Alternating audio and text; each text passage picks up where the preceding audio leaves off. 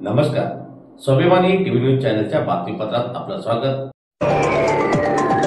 धुळ्यातील काकासाहेब बर्वे येथे भारतीय बौद्ध महासभेतर्फे श्रामणी शिबिराचे करण्यात आले आहे आयोजन. धुळे शहरातील काकासाहेब बर्वे छात्रालय येथे द बुद्धिस्ट सोसायटी ऑफ इंडियातर्फे 12 मे ते 21 मे दरम्यान भव्य असे श्रामणी शिबिराचे आयोजन करण्यात आलेले आहे.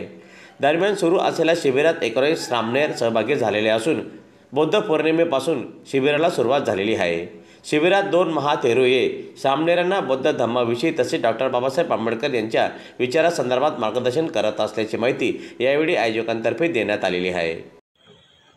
जगाला शांतीचा संदेश देणारे महाकरुणिक विश्वभूषण तथागत भगवान गौतम बुद्ध यांच्या 2557वी जयंतीनिमित्त भारतीय बौद्ध महासभा धुळे यांनी 10 दिवसाचं सामनेर शिबिर या ठिकाणी लावलेलं आहे.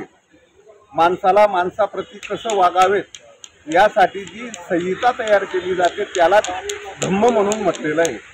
बौद्ध हा एक कुठलाही धर्म नसून हा एक धम्म आहे आणि तो संहितेचा मार्ग आहे. माणसाने कशा स्वरूपाचे जगलं पाहिजे, पाप करू नये, व्यभिचार करू नये, खोटे बोलू नये, नशापाणी करू नये, दुसऱ्याला लुबाडू नये, प्राणी हत्या करू नये, या पंचशिलाच्या आधारावर गौतम बुद्धांनी धम्म दिलेला आहे. आणि त्याचं प्रचार प्रसार करण्यासाठी या ठिकाणी भारतीय बौद्ध महासभे यांनी सामनेर शिबिर लावलेलं असून या ठिकाणी 20 भंतेजी भिक्खूजी हे आपले त्याला प्रवचन ग्रहण करून ते धम्माचा प्रचार करणार आहेत. मग ते 10 दिवसाचे इथं शिबिर असल्या कारणामुळे धम्मामध्ये भिक्खू संघाला काही संहिता असते. या तर ते सकाळी 12पर्यंत जेवण करायचं, दुपारून कुठल्याही प्रकारचं अन्न ग्रहण करू नये. त्यांनी संध्याकाळी फक्त मिळेल तोच फलाहार, जो कोणी दान देईल त्याच्यातूनच फक्त फलाहार घ्यायचा.